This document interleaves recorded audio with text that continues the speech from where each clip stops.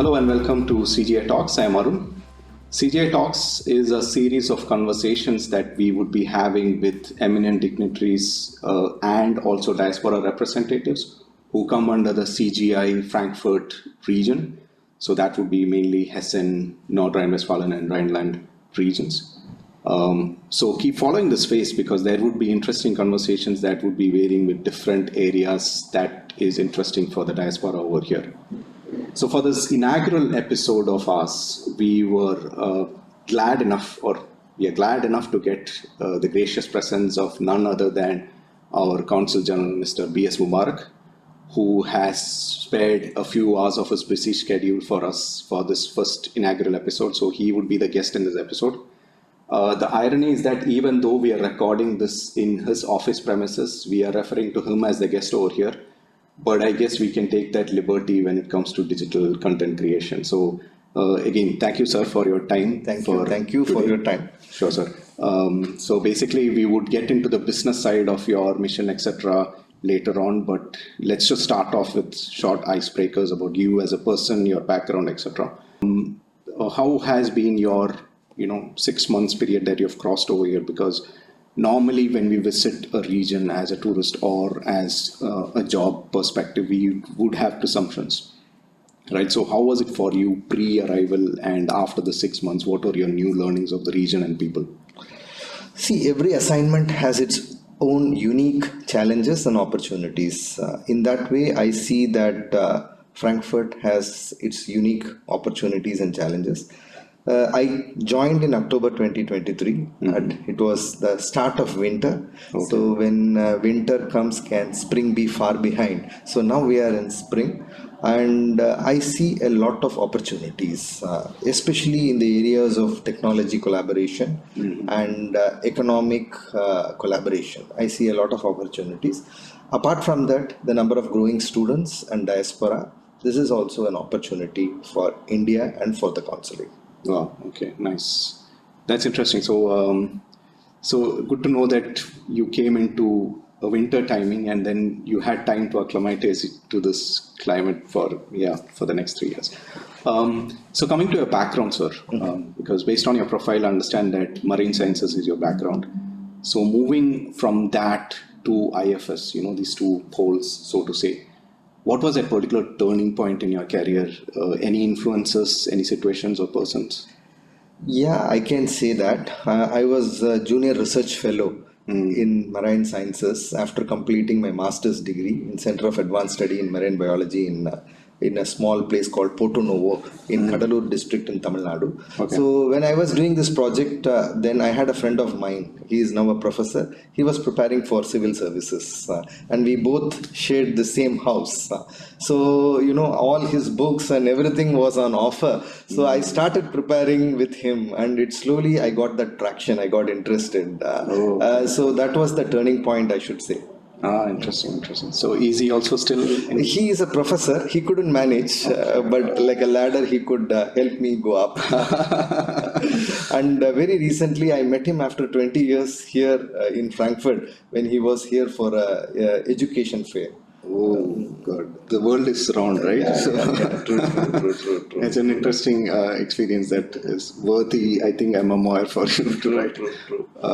Okay. So shifting gears into your diplomatic experience, so 2011 is when you started, is what I understood. 2001, exactly. Yeah. So you've already crossed your 20 years so congrats with that.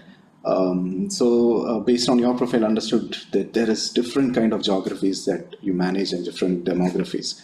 So starting with your initial stints in Dubai and Jeddah, what were those experiences?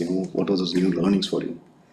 I started my career in Egypt. Like every foreign service officer has to specialize in a language, and his career would more or less revolve around that region. So I specialized in Arabic, and then after doing a stint in Egypt, where I was also fortunate to head the culture center there called MACIC, Maulana Azad Center for Indian Culture, which is a very vibrant center. So I was very lucky. Immediately after I finished my training program, I was made head of that institute, and it was a very good experience that I had, organizing a lot of cultural events in Egypt. Egypt is also a very vibrant country. And then I moved to Dubai, where I was also the number 2 there at that time. It was all diaspora centric mostly. We have around 3 million Indians living there. So I tell that even if 99% of Indians are very happy, that 1% number is quite huge to manage. So we had a lot of challenges, but that also gave us a lot of opportunities. So the diaspora and especially the blue collar workers could actually see that there are people in the consulate to support them. So that was one thing which gave me a lot of satisfaction. Also, during the end of my tenure, there was an amnesty announced by the government of Dubai. So more than 1 lakh Indians used that opportunity, and we created massive infrastructure and support systems to help them go to India in a very, very comfortable way. So again, I did a lot of work with the community there, and that also gave me a lot of the satisfaction. Okay. So moving over from Dubai, then again to Jeddah, and Jeddah again, I handled Hajj. Hajj is initially as Deputy Consul General, and subsequently I was also Consul General there. So Hajj is the largest operation organized by Government of India outside its borders. It is like organizing a Kumbh Mela outside India. That again gave me a lot of experience of how to handle people in large numbers. You have close to 240 deaths. You have close to 10 births of Indians. It's like a village. Every day, things happening. But many of the administrative things are not in your control. You have to coordinate a lot with the local government there. It was an amazing experience. And does the community or the diasporas over there also help in? Absolutely. I always see community as a force multiplier. We are only a small institution, and the community has always helped us in supporting our mandate. That's a nice phrase, force multiplier. So coming to the next part of this, it is more into the serious mode of this. A big change that happened across the globe past couple of years was the COVID times, obviously. So each one of us, regardless of which industry we work in or being at home, it was a new change for us. So how was this managed during your tenure? Where were you, and how did it come across? How were things for you during those periods? So I was India's ambassador in Guatemala, also handling Honduras and El Salvador, 2 other countries. The challenge was evacuating Indians, not in large numbers, because not very large number of Indians stay in these places. But it was a challenge because cross-border and other permissions was not easy at all. But I was also fortunate because there was no total lockdown in Guatemala. So they had always allowed some kind of flexibility, so we could breathe. And fortunately, not many of them were affected in the country. So somehow it was managed. But I would say that the best part of my diplomatic career at that point in time happened there, because India was the first country to donate vaccines to Guatemala. We donated 200,000 doses of vaccines, and that was given to their healthcare workers.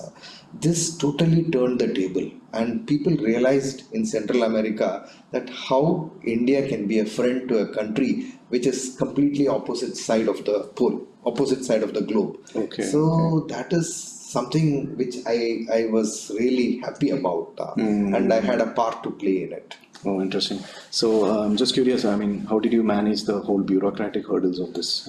It wasn't there. Like, I will say that bureaucracy, when there is a need, absolute need, bureaucracy will open all the doors and do things. Like, where the foreign minister of Guatemala actually spoke to me and said that, see, we need vaccines desperately. So I arranged a call with our foreign minister, and he immediately assured that we will help. And that same day, our ministry sent a 2-page questionnaire on all the requirements that is needed to receive the cargo, store the cargo, and deliver the vaccines. Next day, we got all these details from the Guatemalan government. So, diplomacy and bureaucracy can really work very fast when there is an actual need. Wow, that's an interesting experience of yours. So post South America, you moved over to Sudan as well. So that again, you're moving from a totally different environment to a new one. And if I understood right, by the end of your tenure is where the whole coup and incidents kept on happening. So how was those experience? Because obviously you didn't get previous experience of managing all those. So how did that pan out? Yeah, I just finished a little more than a year when this civil war happened in Sudan. And it's like I should say that it's an amazing country with amazing people with a very strong connection with India. There is an Indian community which is 150 years old, which is from Rajkot basically, and they all are Sudanese, but they have maintained the Indian culture. So business community. It's a business community.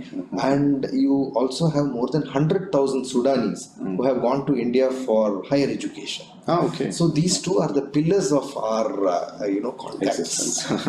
So it was an amazing experience until then. Of course, it was a very backward place and we would have to manage many things. But professionally, it was very satisfying.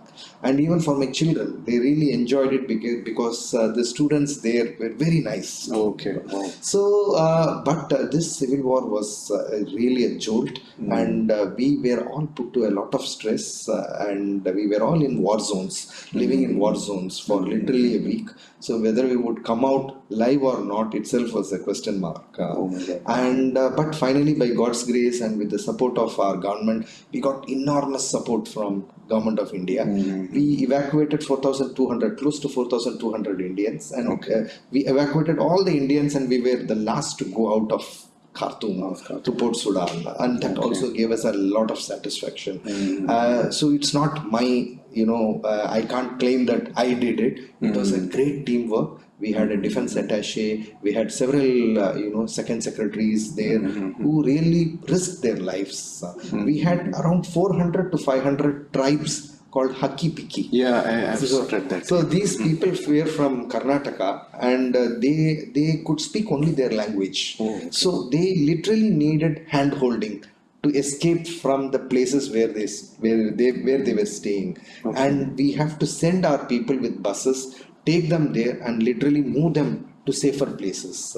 So end of the day, again, it gave a lot of satisfaction, and in our own minister's words, this is the most complex evacuation operation that we have ever done. So it gives a lot of satisfaction. End of the day, if you can connect with the people's lives and help them out, that is where your satisfaction is there. It gives purpose to what you do. So did you also have to take a lot of gut decisions, Absolutely. on the top of the moment? Absolutely. You can't believe the kind of decisions we took. And I should say that, we have got a lot of support. There was immediately a WhatsApp group formed, and we were able to get directions from the topmost authorities. There was also a video conference chaired by our Prime Minister, and he clearly asked our views, and whatever we suggested and whatever we thought, we got from ships to aircrafts. You got so much of resources to handle the crisis. Wow. I think this experience of yours through these times and also Operation Kaveri can itself be a separate video of itself. Absolutely. But the purpose is to get into more detail. So let's just get into the next part of this. So your backing, your graduation from marine engineering, marine sciences, and also sustainability based topics, has these scientific backgrounds also helped you across your IFS life in any decision making? Were there instances like that? Yeah, absolutely. See, as I told you, the place where I did my marine sciences, I was close to 4 years in that place, did my master's degree and also 2 years of research. Itself is an ecotone, it's an ecosystem. So, every decision that people take affects that. It is an indicator of an environment, of the environment. So there was a professor who brought in a lot of mangroves in our region. Pichavaram mangroves is very close to our place, and he brought these mangroves to our region also, Porto Novo or Parangipete.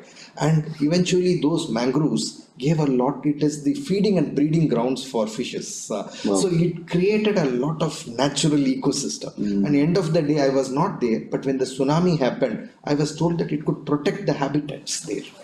So I had really seen how protecting the ecosystem can protect human lives. Wow. So, in every decision that I see or every, arguments that I make, I have sustainability in the background. That's a very wise thought, the whole thought about protecting the ecosystem here. So when you came into South America, were you also more interested in visiting Amazon and as a marine scientist, as an environmentalist? We have, there is Tikal in Guatemala, which is called a mini Amazon. Okay. Central America is an amazing place. It's like a it's like a place where all the migratory birds from North Americas to South Americas move. So, I really enjoyed the place. It's a beautiful place. Okay. Wow. Okay, so let's shift gears. Now let's get into the more business part of your mission over here and you coming over here. So we are getting to the next segment. Okay, starting off with your mission in Frankfurt itself. Now, of course, this is not just in the Frankfurt region that you have to manage. You also have Rhineland and also NRW regions. So how are these outreach activities managed? Because you being here, but you still have to manage it. How do you find it, sir? It is a bit challenging because the area is large, but also the excellent infrastructure in the country helps us. Like so many meetings in Dusseldorf, we start in the morning, say 7 o'clock, and we are able to reach there by 9:30. Okay. And we don't miss anything. We keep engaging with everyone in the region, from Saarland to NRW to Rhineland-Pfalz. And I would attribute this to the infrastructure that the country has. Yeah. And we haven't missed anything. We try and because the speciality of the country is also that it is not about the one or two major cities which drives economy. Here, even villages are hubs of economic growth. So we keep moving to every place, and thankfully, so far we are able to do that. Okay. So you having almost like experience of 20 years plus in this whole area, right? So there is this growing diaspora, be it in every country, right? Particularly in Western countries like here, we do see this growing diaspora. So there would, with more demand, there has to be more supply, etc. So is that, I don't know if it's the right term to use, but is that a diplomat's nightmare when you have to handle this growing diaspora? How do you see that? See, I would say that we have to be well prepared for this, especially when it comes to blue-collar workers. I'm not telling this from the view of Europe, but I can tell this from the view of from the GCC countries, because more than half of the Indians who are there are blue-collar workers, and to ensure that their rights are intact is something which is not easy, and we have to also educate them about their rights, and they have to also be very, very conscious about what to do and what not to do. Many times not knowing the language itself is a barrier to claim their rights. Understood. So that is a challenge, and in many cases India has restricted movement of people to countries where their rights cannot be guaranteed. Oh, okay, interesting. So from that point of view, it's an opportunity because large number of people get quality employment, but also we have to ensure that their rights are guaranteed. So government is also entering into a mode of mobility and migration agreement, labor agreements with governments, so that if there is any problem that the worker faces, then we can also intervene legally and support them. So that you have an institution to help them. Okay. So do we have similar arrangements also in European or in American regions? Yeah, in different contexts, not for not for the blue collar workers. Even with Germany, we have a mobility and migration agreement, which encourages migration. So we have an agreement. Okay, so I'm pretty sure maybe a big percentage of the audience who's watching this may not be aware of this, and they may have come to know this by your explanation. So Are there forums where they could see this, read this, view this? They can just go and Google it and find the details of it. And this has been a constant endeavor of the government Okay. to ensure that the welfare of the diaspora is guaranteed. So everywhere we ensure that the diaspora has to be taken care. Okay. With the growing population and with the growing aspirations, Indians will travel everywhere. Exactly. But it is the responsibility of the diplomatic missions and the government of India to ensure that they are safe there. Actually, that's a good segue into my next question, sir, because one of the demography that keeps growing is our student community that comes over here. Now, that's always a shifting demography because then a couple of them would settle over here and then contribute to the governments over here, the economy over here. So, how do you see that kind of balancing? Because we have this huge, talented group that is coming over here and contributing to the economies here. At the same time, there are discussions about brain drain happening in India. So my question to you is, from your experiences, from your observations, is there an imbalance, or is that a good balance? What do you think? India, has experienced that this diaspora which can come out of the country can actually be an asset. I gave you the example of Sudan, where we have a community which is 150 years old. All the Indian exports that happen to Sudan happens because of this community. They introduced Kirloskar to Sudan. They introduced Tatas to Sudan. So the connect that once a person, starts business, an Indian who is, for example, staying in Germany, finishing his graduation, and he starts business, his first thought would be how to connect with my country. So I think that it's a great way to promote India. Okay. And even for instance, you see now Google, Mr. Sundar Pichai, there's so much connection that happens there, or with any other, Microsoft or anybody else. So they have an emotional connect. I'm sure that will help them to promote business opportunities also with India. Okay, that's a very positive view of looking into it. It is the reality. Yeah. Okay. So, so with this growing group itself, we also have this niche, audience that is also coming into different countries and contributing a big part of their economy. We have in the IT industry itself. Now it's world known that India is having a big chunk of exports in that. Now there's also specialized healthcare support that we offer, because recently in Germany itself I've noticed that there is a huge number of nurses population that came. The trend, I would call it resurgence, because previously it was 50s and 60s. Now there is again a big demand for that. So what are your views and observations on that, sir? See, I would say that it's not by default, it is by design. The German government has been very conscious on trying to motivate Indians to come here. Any platform you go, they feel that Indians have been contributing to the country's economy, and they have been, there has been no problems because of Indians, and they can maintain or be a part of the law and order system, and they just follow the rules and regulations, and they are nice people. Anywhere you go, this is the impression that you get. So what they have done is they have created various platforms which motivates people to learn German in India and come here. And this offers us, and as we know, this is the hub of innovation. So when people come here, people learn things, and many of them stay here, but also many of them go back to India. So yesterday I met Mr. Rajiv Nath, who is the chairman of VDMA, which is handling machineries here. He was for 6 years in Cologne and then went back to India to chair VDMA.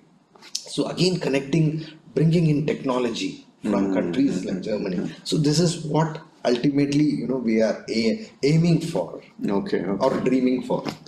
Yeah, so that's a very positive note for all the audience who's watching, who's also preferring to come to this country in that sense. Okay, so now let's get into, you mentioned about that particular aspect of, we having all this talent that could be used, and German government also using those talents for their development, which is, very welcoming, I would say. So basically, for you now, you've had in the 6 months. I saw the activities outreaches that you did. So you've had conversations with consortiums, business consortiums like IHKs, and also with universities across. What were your initial feelings and observations, of the community? You've answered a bit in your previous question itself, but any further thoughts, sir? Yesterday, I participated in the India Day organized by German India Roundtable in Cologne, and I'm back. I came back yesterday in the evening, and we had a lot of Indian business people there, and the German businesses there, and also consultancies there, which have been telling me that in the past 3 years, the number of German businesses which wants to go to India and set up their shop there have been like there is a huge increase in interest and also in setting up industries in India. So I think the trend is only going up. So India, like 10 years back, we were called the fragile five economy. Today we are among the top five economy. Yeah. So to your question, exactly like the last total of since independence, we have had 950 billion US dollars as foreign direct investment. But out of which 550 billion came in the last 8 years. Wow. And it didn't come from few countries. It came from 162 countries.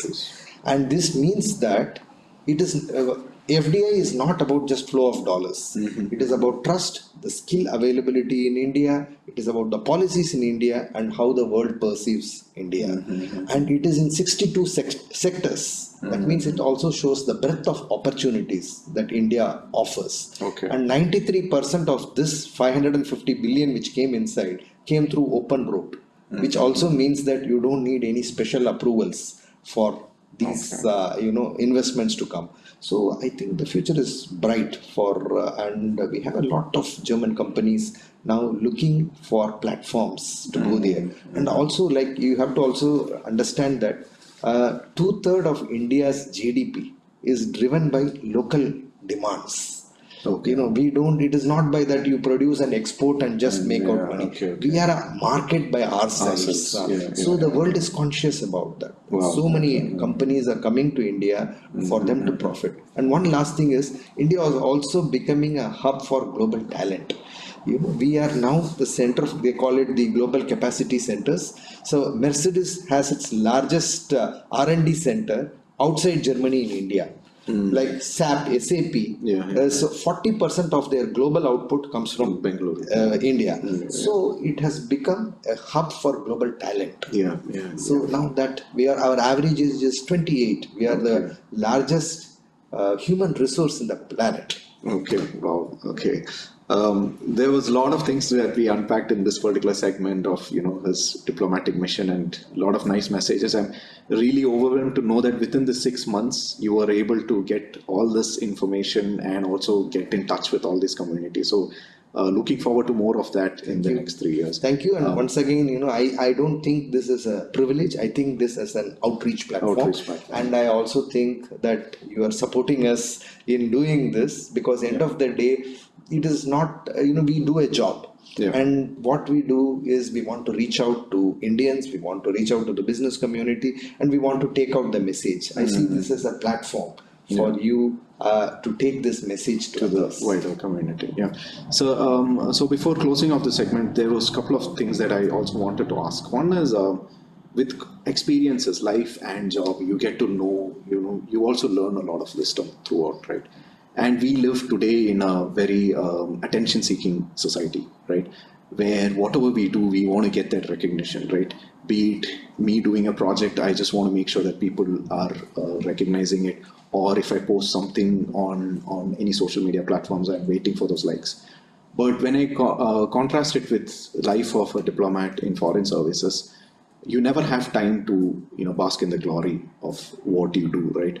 Because there's this interesting quote by Goethe. It says, it goes like, action is everything, glory is nothing. Der Tat ist alles, nicht der Ruhm. I think that's a diplomat's life, right? You do an activity. You also mentioned about mission critical projects that you were involved in. but you never get the time to bask in the glory of it. You have to jump into the next. So for a society that is in this attention-seeking world, what is that wisdom that you have to provide, sir? See, particularly for bureaucrats and diplomats, you don't have to bask in the glory. This is our job. We are paid for what we do. We have to be conscious about that. And number two is that this instant gratification is not of much use. It actually. This is my own personal opinion. Yeah, sure. But social media has helped us a lot for outreach. As a consulate, as an embassy, or as the Ministry of External Affairs, we use social media in a huge way to reach the public. But for personal reasons, I don't think it is required. I don't think it is required. End of the day, it is the seat that we occupy. It is the position that we occupy. And what value we can bring to that is important. And that will stay in your mind. The moment you go from this place, maybe after a month, nobody will remember you. You have to be conscious about that. Okay. So detachment is very important. Easy for very, you. very important. Okay, interesting. You should not be carried away. Okay. With what you do. So you mentioned about social media. So has social media changed diplomacy? What do you think? I think absolutely it has changed. Now, we have to give instant results and response. I can very quickly tell you something that again with the Hajj experience, we were very, very ready. I started an app in 2014 where the pilgrims can find their houses with that app wherever they are, because people get lost. It's a new land, new place and all. And we also were very active in Twitter, and at that time we had a desktop WhatsApp. So anybody 24/7 can WhatsApp, and we could reply, at least tell them if they are lost or what they can do, we could do it. So I remember on an occasion, the Saudi Arabia had a lot of good hospitals, and many old people used to come there. They used to get admitted because they get sick or they have any medical issues, and there was a tweet from a very important person saying that this guy has been sick and he has not been attended at all. So they don't know who goes. We also have a contingent of doctors coming from India. So what I told my doctors is, when you go there and meet a patient, take a selfie with them. So in 5 minutes we could put a reply saying that no, we meet him every day, but you don't know, that's a different thing. But we meet him every day. There are rounds that we do, and we take care of it. So social media helps us in a large way. Wow. Another occasion is when Madam Sushma Swaraj was the foreign minister. She instructed us that there was a person who is lost in my jurisdiction. It is like a very huge jurisdiction. That was in Jeddah. In Jeddah. And then she said that he had posted a video that I am lost, I don't know where I am, I don't have food, I am suffering here. And she told us that you should find him out. So we used the social media contacts and then narrowed down, and we figured him where he was stuck, and we could actually help him go out, which also brought laurels to us. The same social media through which he told that I am missing we helped us, and we were able to send him back to India. Okay, understood. So you have utilized the complete potentials of social media, and there's a positive outreach for that. Okay, so coming to the ending segment of this, sir, let's understand, what are your focuses here, your messages to the community over here, and as an ending remark, what would CGI Talks be, this experiment of CGI Talks be, and your See, first is the political connect. We have 4 states, and we would love to be in touch with all the political leaders here. And I think that is where you can actually connect with India. Like a lot of leaders now are going to India. So when they go, the business connection also becomes stronger.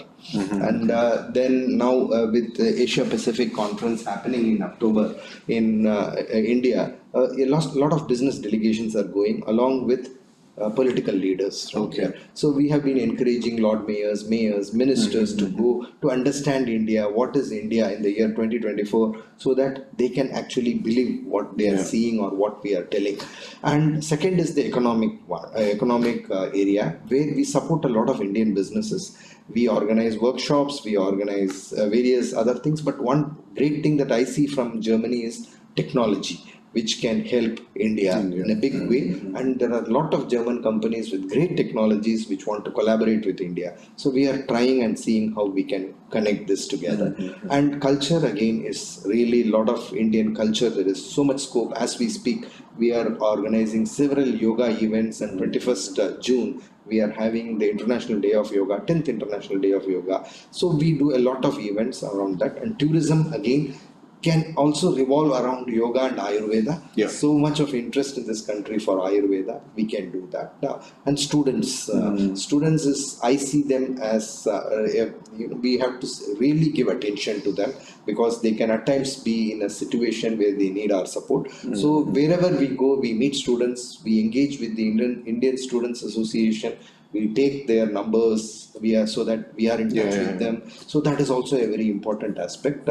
Broadly, this is what I look at, but also I would be very happy to organize huge events around the theme of India, so that people here get to know. So here I see two categories of people. One category is the Germans who know India much more than us, and the other category of people who still have very vague ideas, and their ideas are mostly from documentaries or old textbooks. And so it is our responsibility also to engage with them and tell them that, see, like, visit India. That's the best way to understand India.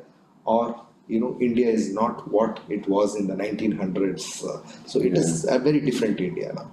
Oh, okay. So message to the diaspora members, there is a lot of potential and opportunities. So looking forward to seeing more from sir. So closing remarks on CGI Talks, sir. We are planning to have more diasporas and also have the social media presence. So this is part of it. So looking forward to your support. Thank you very much for taking your time and helping us come up with this. This is very important, because students can understand how they should organize themselves, what are the opportunities. Young business people can understand what are the opportunities. So this I see as a platform where we can engage and go and go to the larger community. In a very, like the TED Talk, where there may be 100 people sitting, but 1 million people watching it. So best wishes for these initiatives. Thank you.